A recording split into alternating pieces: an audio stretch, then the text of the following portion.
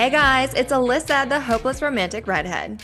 And I'm Danielle, the whodunit detective. And welcome to Main Character Syndrome. If you feel like you are the main character in your life, you are in the right place. We are halfway through the summer, Danielle. Where did it go? I don't know. I couldn't tell you. I spent every weekend of June not home. We talked about that last episode. So finally, I'm home and it's starting to slow down a little bit, but man, this year's gone by so fast. I know, I'm already seeing Halloween decorations at Hobby Lobby. I'm like, excuse you. Oh my gosh, yeah, everywhere, all over the grocery stores here. I'm like, can I just buy a pool float? And they're like, oh, girlfriend, you missed that opportunity. Yeah, we skipped back to school and we went straight to Halloween. I was like, Yeah. I'm not ready for my pumpkin spice latte just yet, okay? No, no, it's gonna be like almost 100 degrees here next week. So I'm Ooh. like, no thanks. That sounds like so much fun. It's been like 94 here, but the humidity has made it feel like 103. Yeah. It's So been great. we love summer. We love summer. I mean, again, not complaining because then winter is going to hit. I'm going to be like, oh my God, it's so freaking cold. When is summer going to get here? No, literally. I am definitely a person who would rather be hot than cold. Yeah, but 'tis the life of a Midwesterner. We always complain about the current season that we're in. Yes. So let's talk about our main character moment. Danielle, do you have any? Well, just a simple one this week. I'm so happy with my garden this year. My, let's see, yellow squash is finally starting to grow yellow squash. It's like Oh, I all of a love sudden like yellow tripled squash. in size. And then my zucchinis, everyone's like, "Oh, anyone can grow a zucchini," and mine haven't been growing. And so finally this week I've noticed like literally like almost 10 zucchini now starting to grow. So Oh really excited no, about that. that's And awesome. I made homemade guacamole with my own jalapenos and tomatoes. So no big deal. Nice. Good Yeah. for you. Yeah. Your main character moment though, hello. Let's talk I about that. mean, it was pretty freaking fantastic. So, a friend of mine and I decided to get tickets to Kesha because we were like, oh my God, how nostalgic. You Yeah. know, TikTok is what we used to dance to in our childhood bedrooms. So, we Mm-hmm. went to the Kesha concert at the Hollywood Amphitheater in St. Louis. And oh my God, that woman can sing. So, Yeah. like when TikTok came out, it was kind of like auto-tune, almost like T-Pain, where it was like, it wasn't really like focused on the vocals as much as it was just having a party. Mm-hmm. Basically. This woman can sing so well. I mean, we all know Praying came out, and that was about someone who sexually assaulted her. Yep. And the emotion and the power that she sang that song with was mind blowing. Like that was an experience. Yeah, and you like really when her that song originally came out, I feel like that was like the awakening for a lot of people. Like, oh, like she doesn't just know how to like have a good time, make good music. Like this girl can sing. And this is why I love music so much is because it resonates with people. People Hmm. take that and it gets them through a really bad breakup. It gets them through Yeah. a really abusive situation. Hmm. And I, just for funsies, took a video of her singing Praying and I posted it on TikTok and 1.2 million people really liked it. And Kesha reposted it and Holy she liked cow. it and another video that I did with my friend. How cool. It was kind of Yeah, a fun main character moment. for sure. It's as we did with our other video on Instagram where that got 6 million views. It's just fun to kind of see the view go up and up and up and up and up. Yeah. But hopefully this time you're getting less hateful comments. No, that's why I wanted to say like everybody's saying how this song changed their life. Yeah. And it is beautiful. Like the amount of people saying like, "Oh my God, I sobbed during that song. I'm gonna go see her tomorrow. I'm gonna see her in 2 days.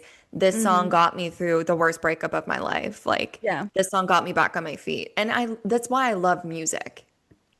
Yeah. It's I mean, it's just so great. That song is like literally incredible. And I feel like everyone has that one song. Like immediately when you're talking about that, I have that one song that like got me through hard times. Mhm. Like when my parents died, like both of my parents are dead and they died within like 8 months of each other.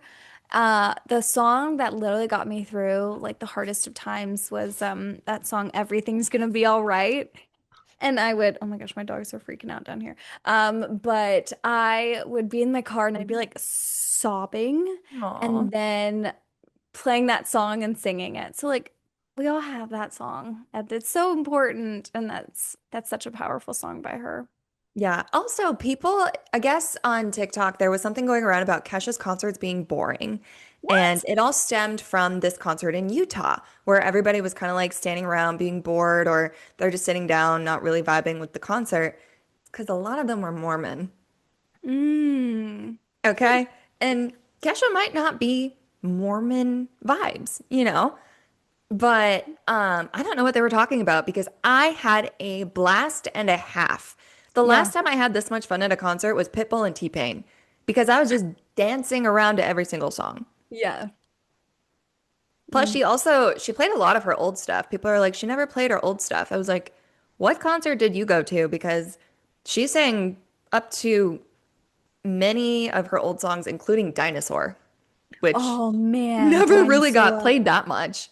Dinosaur, dinosaur, Yeah, dinosaur. Dinosaur, you are a dinosaur. Yeah, you know that Oh, one.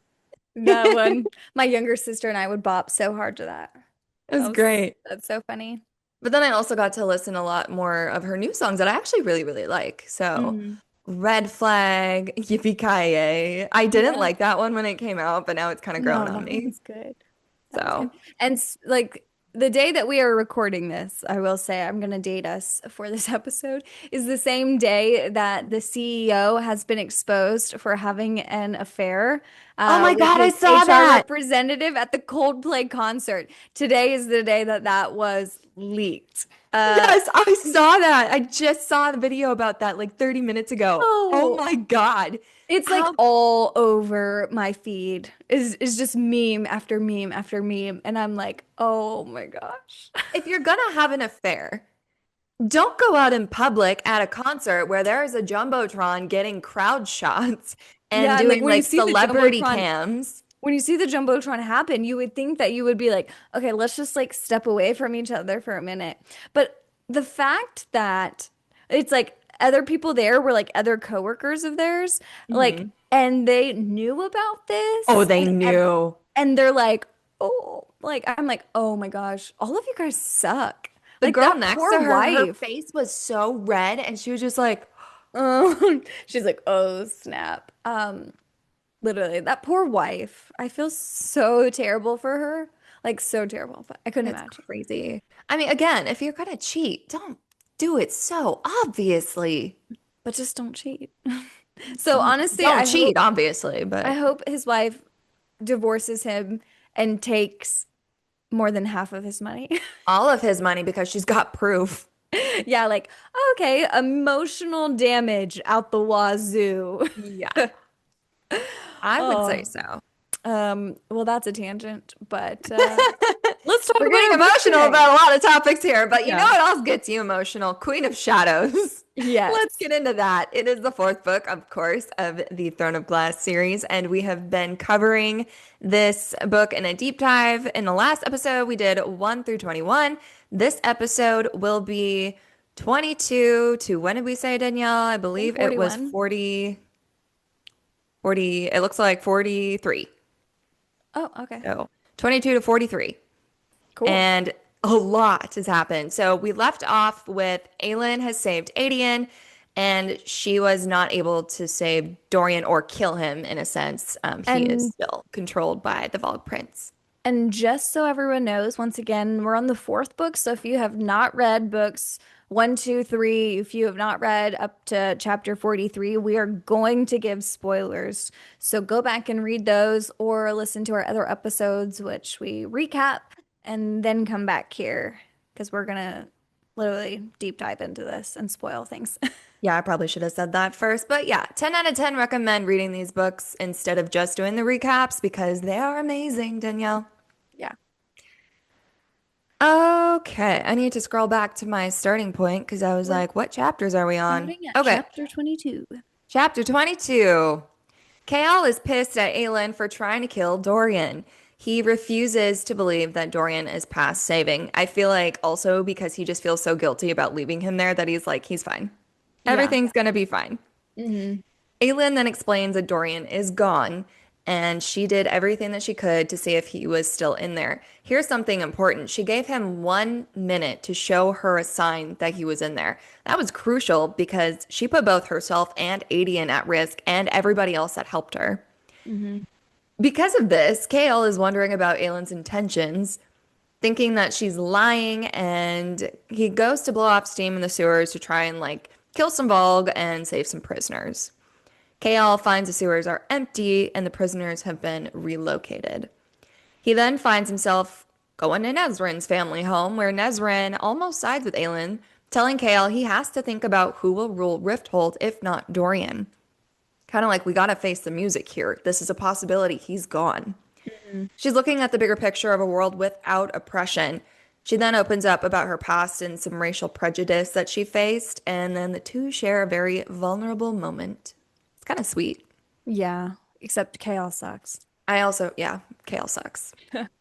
Chapter Point blank, 20 period. 23. Adian wakes up and he reconnects with Aelin. So they're almost like, obviously, Adian's a man, but they're almost like two girls, like at a slumber party, like, oh my gosh, like, let's reconnect. And so they catch each other up on their lives, and she really becomes vulnerable with him as well. And she asks him if he's ashamed of her and what she's done, and he says, never. Aelin is called to the quote unquote pit by Arabin. The pit is the new version of the vault because if you remember, she destroyed the vault, and she anticipates Arabin asking her to fight for him there at the pit. And he does ask her to fight because he has some investors there, and he makes her fight a Volg. Yep. So, yeah. And Arabin's like, please, I want to impress these people. Well, not please, do it. And remember, their deal is that she needs to give him a Volg in order for him to help with Adian's rescue and all this stuff. So he's just kind of adding on to that little bargain. So Aelin chooses to fight this Volg commander. So she kind of gets to choose her opponent. And the Volg is kind of taunting her during their fight. And while taunting her, he tells her things that are happening in Morath and what they do to her kind. It's really disturbing, okay? Here's a classic plot twist also where the Volg has a knife and tries to kill Aelin, even though weapons weren't allowed during the fight, it was fists only. And then she turns and then just snaps his neck and decapitates him, much Mhm. to Arabin's dismay, because again, he wanted a live Volg for to basically study. As a reward for her fight, Arabin tells her where Sam's grave is in good faith, so she promises to bring him the Volg ASAP. Elide, chapter 25. Elide is washing the dishes, and Astrid comes in and says that she's there to help Elide wash dishes. Elide, the help, Astrid, the Blackbeak witch. Astrid then interrogates Elide and says Elide has iron teeth blood in her from her mother's lineage. Her mother died when she was a child and thinks that she may have been brought there by Varen to breed with the Volg. Goes to Manon's room. They go to Manon's room. Excuse me, not they. Elide goes to Manon's room to steal money to help her escape after this. She's like, I gotta get out of here. And then Astrid follows her there. And then as Astrid's following her there, Elide's there trying to steal money from Manon. Manon walks in.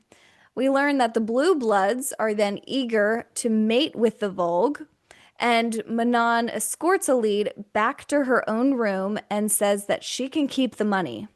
Vernon is there at her room and then starts rubbing in Elide's face that it's the anniversary of her father being killed. Manon then says that she can choose either to be a witch or not.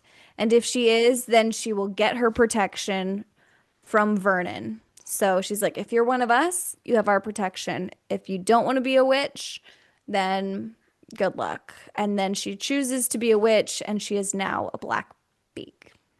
Here's something funny. If she's gonna steal money, she would have been better off stealing from Duke Parrington than Manon. Literally. Like, girl, you have some balls. Like, just saying, that was not a smart move, babe. Yeah. Chapter 26.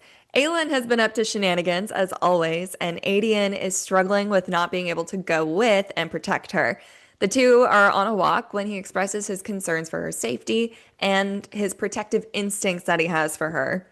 Which brings us to the coveted blood oath.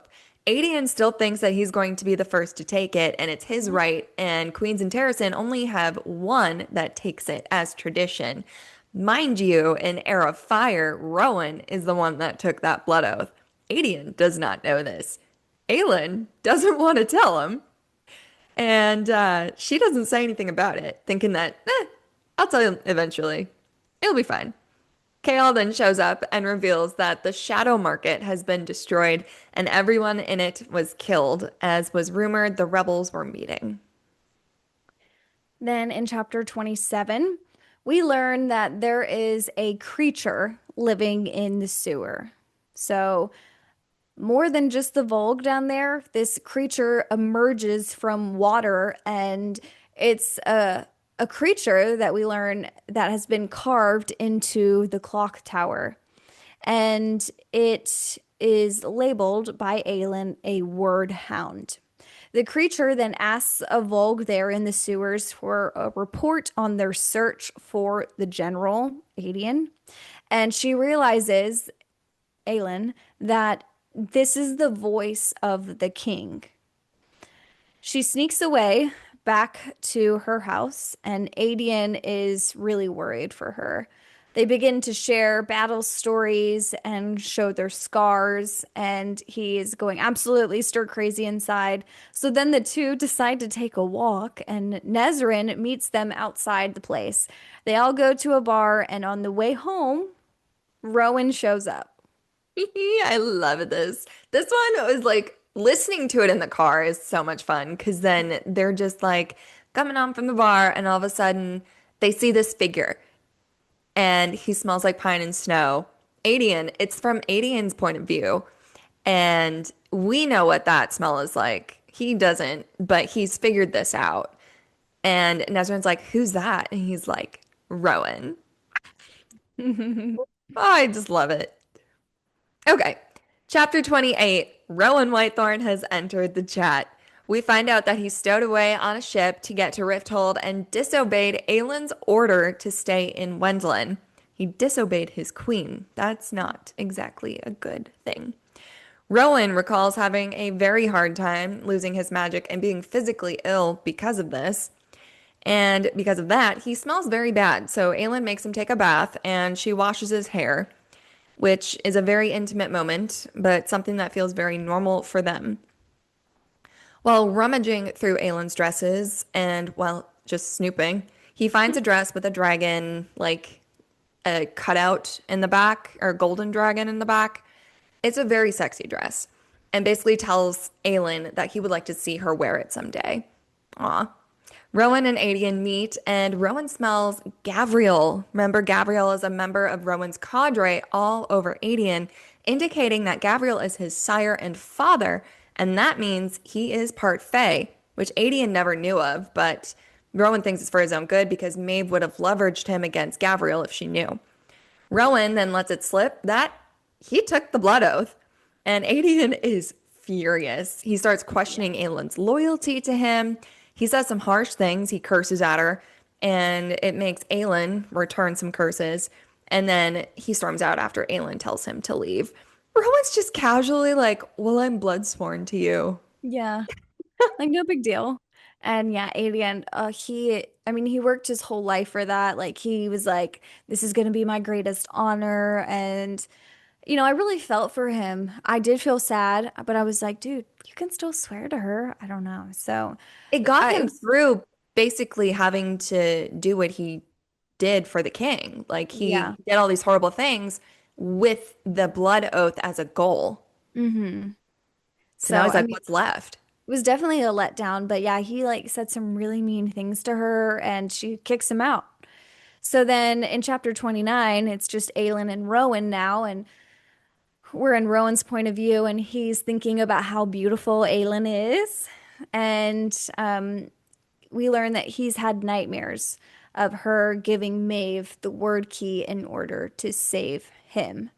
And then we learn that he came here to Wendlin also because Lorcan is there. Lorcan is another Fae blood who's taken the blood oath to Maeve. And if you remember when Aelin was fighting the Volg princes before she lit them on fire, Lorcan was one of the Fae that just kind of let her be on her own and didn't try to save her. Yeah, So he's like part of the cadre, but he's like the strongest yeah. So he's the experience. strongest Fae in the realm, supposedly equal to Rowan. They think he was sent to follow them to where the third word key is. She tells Rowan that she wants him to sleep in her bed, and he declines and says he'll sleep on the couch now. And then she's kind of like, she keeps pestering him about it, and finally he accepts. And he's thinking boundaries, lines, off limits when it comes to her. She then tells him that Kayal called her a monster, and he said, literally, my heart melted.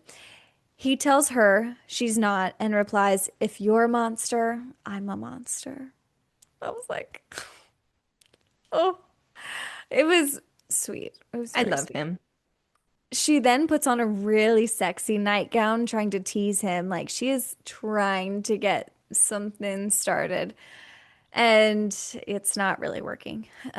Anyways, her hair dye that she's had is starting to fade because she got it from the shadow market. Wasn't sure if that was important to note, but they talked about it.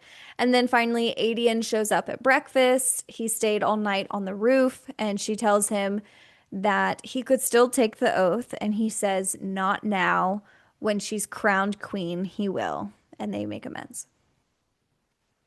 I love this. I also love the nightgown thing Mm-hmm. because here he's like, don't you have any other clothes? Because he's already pretty tempted by her and he's like, she's off limits. Meanwhile, she comes out basically in lingerie, like a Yeah. baby doll, like nightgown dress. And then he's like, well, if you have a gold color, I'd love to see that. Yeah. She's like, what's your favorite color? Gold. Yes, metallic, not just a shiny gold, metallic gold. Yeah. And we'll find out what that means later. All right, chapter 30. This is a very eerie scene. So Dorian recalls, well, what we think is Dorian. We don't exactly get like a confirmation, but this entity recalls being in a shadowy world beneath a stone castle. And he's looking at this line of crowns, which were taken from kingdoms that the king conquered. The Volg prince inside says they'll get more. Since Aelin failed to kill Dorian, he's given up and allowed the Volg Prince to push him farther back and take control. The Volg calls him weak and then starts reminding him of his failures. Hmm. Poor Dorian, our little cinnamon roll. Yeah, he's not doing good. Chapter 31, Manon goes to Parrington about the 13 not having access to the Yellow Legs. The Yellow Legs volunteered to be part of this like birthing Breeding ex program. yeah, birthing breeding program with the Volg. Um, in his office, Caltaine is there and she's over a man and she has like this aura of fire over her. And it is what we call shadow fire, and it gives pain without actually burning someone. The clan they impregnated was supposedly successful, according to Parrington, but he won't let them see them. And he says Caltaine will be used as a weapon and that her grandmother, as in Manon's, is currently making a weapon for them as well. We then learn that someone was in Alid's room and she feels unsafe. So then she goes to sleep with Abraxos, the wyvern. And while there, Manon and her first and second come in, and Manon tells them that they need more patrols, and she tells them all about the shadow fire Caltaine has. And we end up learning that she knows that a lead is in there, but she doesn't call her out until later, until after she's said all this information. Yep. So, chapter 32, Elide sees the witches and she's like, I'm out. So she tries to sneak out. And then obviously Manon's like, if you're gonna sneak out, don't be so freaking obvious. So obviously, Elid's caught, and Manon tells her kind of what's going on, and then she comes up with this plan and is basically like, being a black beak isn't free, and my protection is not free. So her job, Elid's job, is to go in like underground to those chambers where the yellow legs are being experimented on and report back what she finds.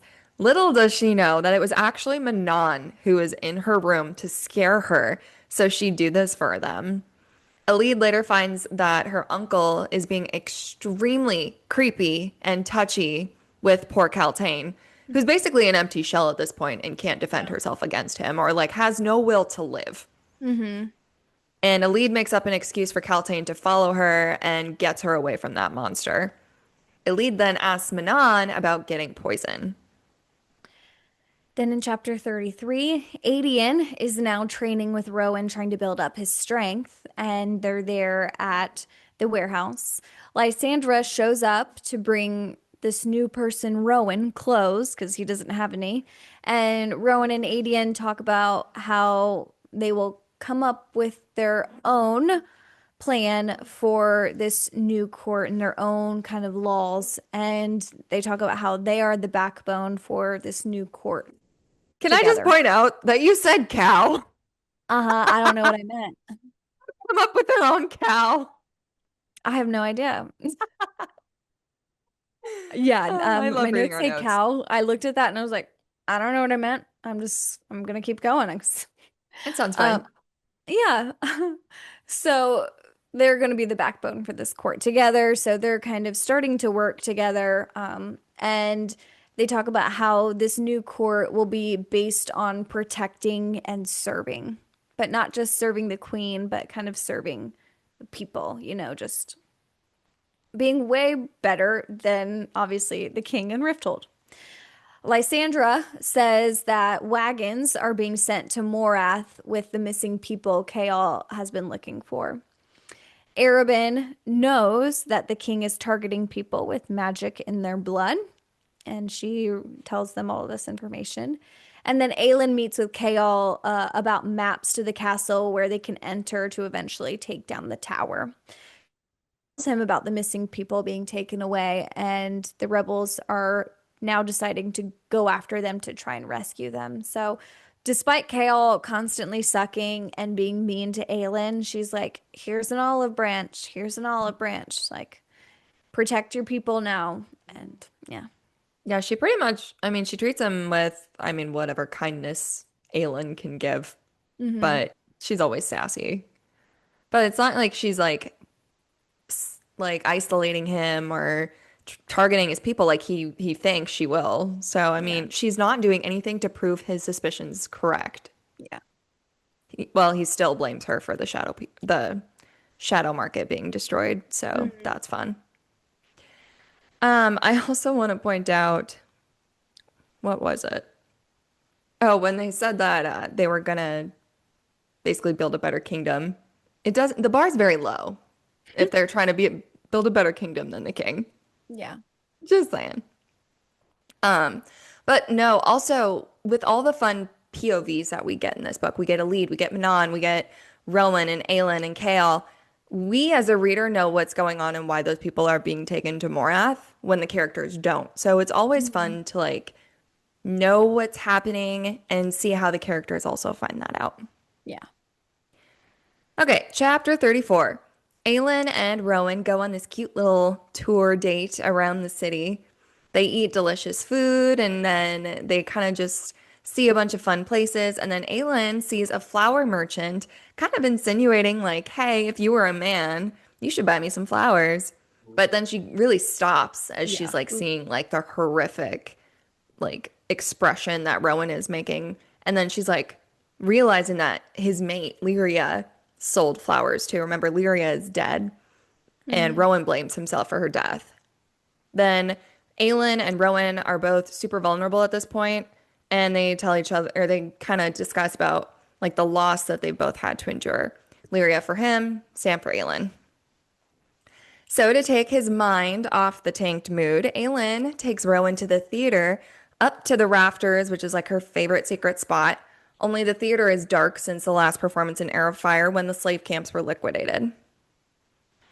Aylin, at Rowan's request, starts to play one of her favorite songs on the pianoforte, and Rowan is just mesmerized. Then he's like, "Can you teach me?" So then they play together until they have to leave before getting caught. The day ends with Aylin doing some business at the bank, just randomly. Yeah. Oh, But we all know Aylin doesn't do anything randomly.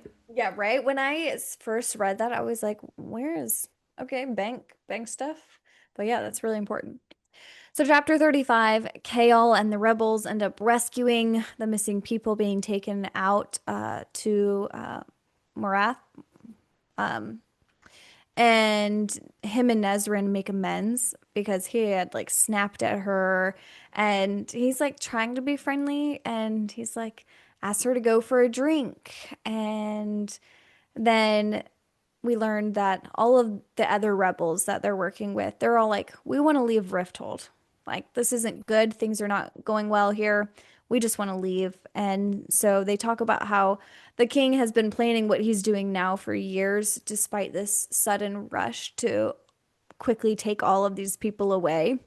And Aelin ends up sneaking out of the warehouse with weapons, and we don't know where she's going. Chapter 36, Aylin wanders around and kind of goes into the sewers and pretends to have a conversation with herself and Rowan. When we find out that why is she doing this? Well, she's laying a trap for Lorcan as he's been following her around town. He's led into this group of Volg and the word hound that Aylin was kind of scared of. And she's really hoping that Lorcan will kill him or kill it. And either that or they will kill him. But he's quickly like catches up to her and he's not happy. He's kind of scary looking. He then tells Aelin that he killed all the creatures, which now Aelin knows that they can be killed. Aelin will never forget the way Lorcan whipped Rowan that day in Doranel back in Air of Fire, and she reminds him of this and that she will come for him one day. She holds a grudge. We all know this. Mm-hmm. Aelin, in good old Aelin fashion, uses her handy suit to hold a knife to his manhood. What does that remind you of? A certain scene in Fourth Wing? Yeah, man. Jack Barlow. Rowan shows up and Aelin is wondering what took so long. Lorcan relents and says Aelin will trip up someday and he will be here when she does. Rowan is not happy that Aelin just snuck off and messed with Lorcan because he's dangerous, and Aelin and Rowan's bond is super strong. Chapter 37, we're back to this demon Dorian point of view. They're in the dungeon and he can't remember anyone's names. He can't even remember his own name. And he can't do anything to help these prisoners who are being tortured in front of him. And the Volg is feeding off of their fear. And it's just, this chapter's short and it just goes to show Dorian's just continuing to suffer and continuing to lose himself. And I mean, you can see that he can't remember anyone's name, not even Sorsha, who, was killed. That he loved. Yeah. So, again, this is a young adult book, but it's so dark. Hmm. All right, chapter 38. Lysandra stops by and she meets Rowan for the first time, and then Rowan's like, "What's up, shapeshifter?" That was a jaw-dropping moment. Yeah, just randomly out of the blue. Lysandra is kind of like taken aback because she's like, "What?" So we find out that Lysandra can't shift because the magic is gone right now. But before magic disappeared, she actually shifted into a beautiful woman that is not her current self. And she has been stuck in it ever since. And that's not actually who she is, it's just someone she wanted to be. She doesn't even remember what her true form is at this point because it's been, what, 10 years? Hmm. So no one knows that she's had a rough childhood on the streets because of this. And Aelin is almost hurt that she kept a secret. But then she's like, "Well, I didn't tell you that I was Queen of Terrasen, so it's fine. We're good." Then Lysandra warns that Arabin is going to call in his bargain the next day for the Volg that Aelin's supposed to bring him, and that she and her companions are expected to deliver it to him in dressy clothes. And after that, she's expected to have dinner with him, hence the fancy clothes. And then he also sends her this almond skin oil that she's supposed to basically rub all over herself so she smells like Arabin to piss off Rowan because Fae are all about scents and Hmm. smells, and because she's gonna smell like Arabin now. Yeah. And that also just goes to show that Arabin knows Rowan's there. Yeah. So like they've never had an interaction, but Arabin has people watching her. Yeah. So chapter 39, Aelin and Rowan are in the sewers assessing the word hound's body. And once again, Larkin killed that word hound. Because the hounds are the king's puppets, they now all have a read on Larkin's face. And Aelin's like, they should all be hunting him down now. So We also hopefully, have to point out here, though, like when the word hound was killed, it was like torn to shreds. So Rowan's like, this is why you don't mess with this guy. Mhm. Yeah. So they should be hunting him down, and she's hoping that they'll take care of him and end up killing him. But obviously, he's a strong warrior. They end up finding a Volg commander, and all of a sudden, he starts switching back from the demon inside of him to human. And so it's like, okay, wait, there is a human still in here that hasn't completely taken him over. The man's name is Stephen, and he's from Melisande. He says even if he took the ring off of his hand and he could go back to himself, that he wouldn't want to because of all of the bad things that he's now done. He says that there's a Vogue prince in the city inside of Dorian, and the monster says that he's completely overtaken Dorian. And they were forced to wear rings as uniforms. So those black rings, they put them on these soldiers and were like, you have to wear this. This is your uniform now, not knowing that they were magic. So it just goes to show that these soldiers are victims as well. They're not just all attackers like Duke Parrington, you know? So the man asks for death, and she's like, I'll give it to you for a price. Then we jump to a different scene, and Aelin is now in bed with Rowan, and she ends up sneaking out. We don't know where she went, but she comes back smelling like ash and metal. Rowan is pissed that she snuck out again without him, and Aelin asks him before they go to their dinner with what's his name? Arabin. Arabin. She's like, will you please go with me to Sam's grave? And she's told him about Sam before and her love for him. She then mourns over Sam's grave and she leaves 2 stones down for the 2 years that he's been gone now. And then Rowan asks to leave a stone too, and then asks her if she's going to kill Arabin tonight. And she says yes. Ugh, another super sweet moment. Like they're both just traumatized over their past loves and they're healing together. It's so sweet. Mhm. Yeah. Chapter 40, Elide uses the poison Manon gave her not to poison Vernon, which we were all hoping, but to make the laundresses sick so she could create a relationship with the head staff and volunteer to take clean clothes down to the underground chamber where the yellow legs are being held for their experiments because remember, she needs to figure out what's going on. Once she sees inside the room, we don't know what just happened, but she is speechless. She's Mhm. then found by the witches in really bad shape. She's peed herself. She can't stop throwing up. She basically says what she saw was that the yellow legs have already had the Vogue babies and they're having more. They aren't even witchlings, they are pure black creatures with diamond skin and snouts and black stone fangs. The witches are chained to tables, begging to be freed, and are just miserable. Astrid has had it with following these orders, and then she argues with Manon and she fights and kind of draws blood, and she will be punished for this. Again, this is a dark book. That was a Mhm. really, really disturbing scene. Yeah. Ugh, I just can't believe it. Yeah. Imagine reading this like young adult is like early teens, maybe late middle school. Yeah. Like you could read this at that age. Like Hmm. it's kind of, I don't know. If I read this in middle school, I'd kind of be like, what the F? What did I just read? Yeah. Hello, puppy. In chapter 41, Aelin, she's bathing and she's debating on putting on almond oil. Because she knows easier if she does Arabin and kind of think he has the upper hand going into this. But she's like, do I want to do this? I don't want to.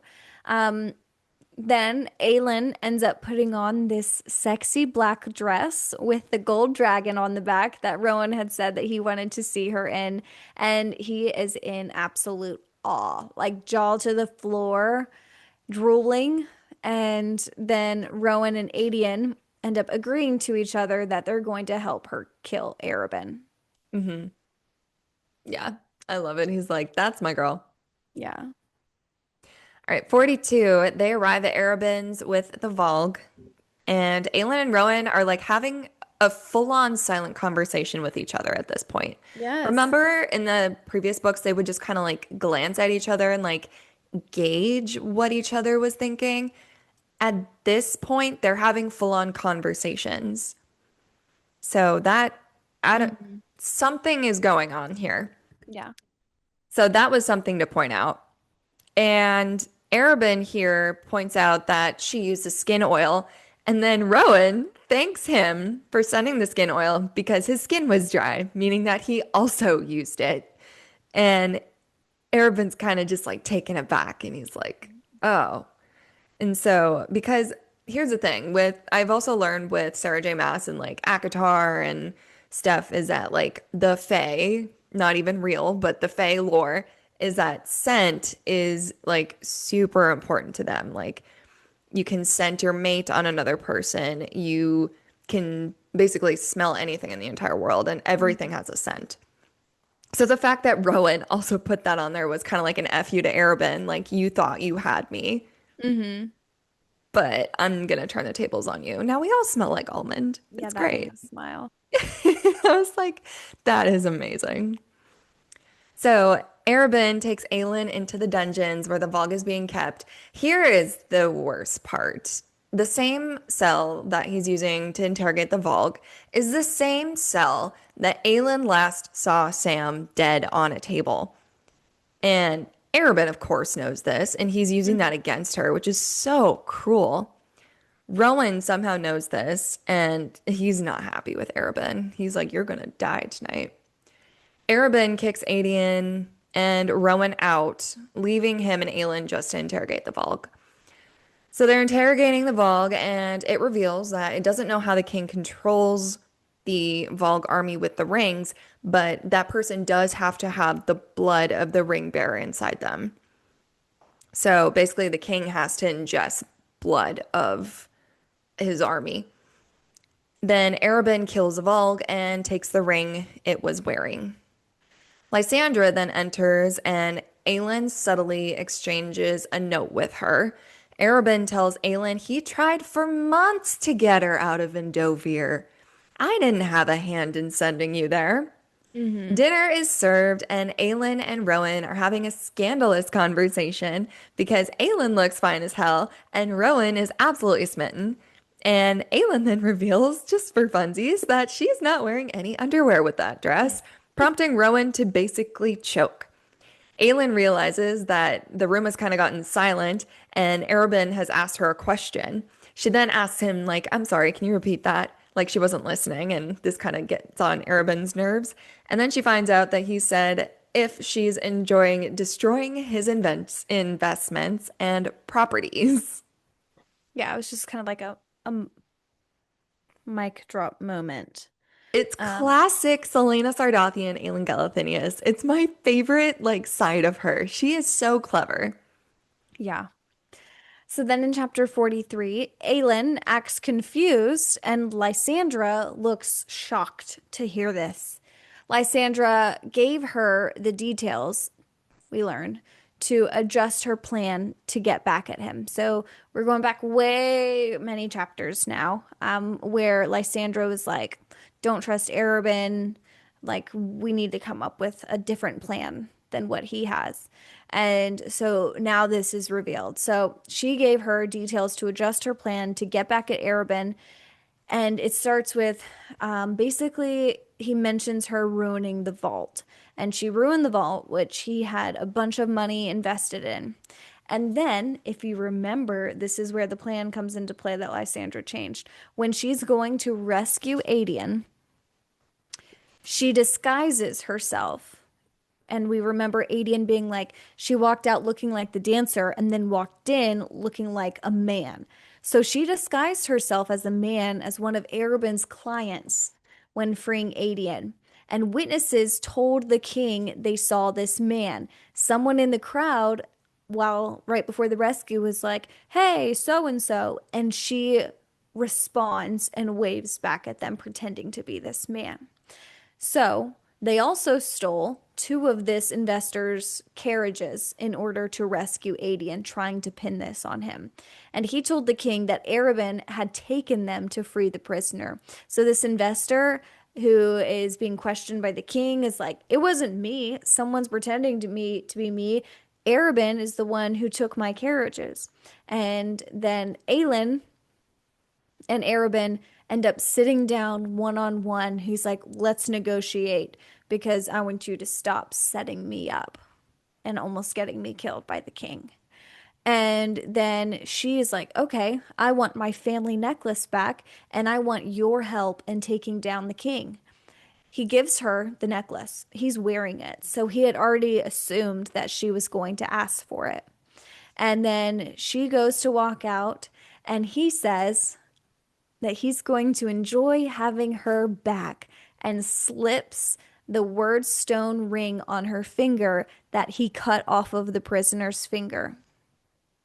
Dun dun dun. Yeah. Yes. Plot So, twist. yeah. So he's like, I got you.